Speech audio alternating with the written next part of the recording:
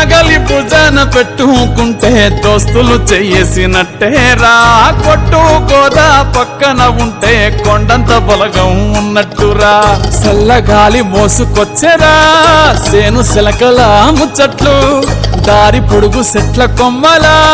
రాలుతున్న పూల సప్పట్లు గట్టి మోపులు కాల్వ గట్టులు చెమట సుక్కల్లో తడిసిన ఈ మట్టి గంధాల